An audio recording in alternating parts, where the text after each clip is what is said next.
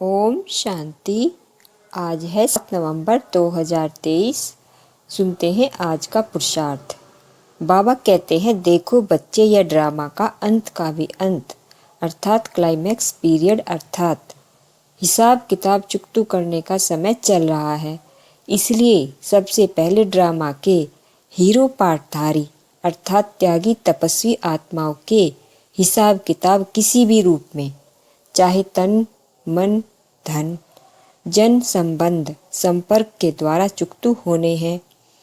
परंतु जितना आपका योग पावरफुल होता जाएगा और जितना आप इस दुनिया से न्यारे हो तेरा तेरा करते जाओगे, उतना ही आपका हिसाब किताब हल्का होता जाएगा। बस आप बच्चों को योग के साथ साथ संकल्पों द्वारा बाप परमात्मा शिव पर समर्पण होना है।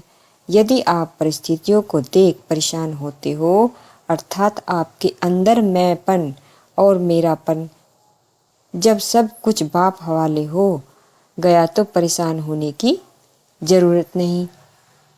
देखो बच्चे, आपके संबंध संपर्क में आने वाली आत्माओं का अपना अपना हिसाब किताब है जो उन्हें ही चुकतू करना पड़ेगा, चाहे योग के द्वारा चाहे भोग के द्वारा।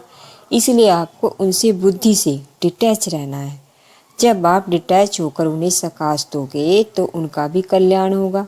नहीं तो मैं मेरे में फंसी आत्मा किसी को सकाश नहीं दे सकती और ना ही वह स्वयं का कल्याण कर सकती और ना ही दूसरों का कर सकती।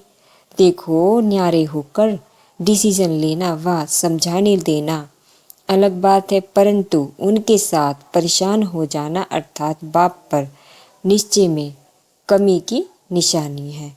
देखो, आप बच्चों को बाप ने पहले भी बताया है कि आप बच्चों का तपस्या के द्वारा पुण्य का खाता भरपूर हो रहा है और माइनर सा बचा पाप का खाता खत्म हो रहा है। इसलिए अपना हिसाब किताब हल्के रह तेरा मेरा करके खत्म करो, अन्यथा और हिसाब किताब बनते जाएंगे।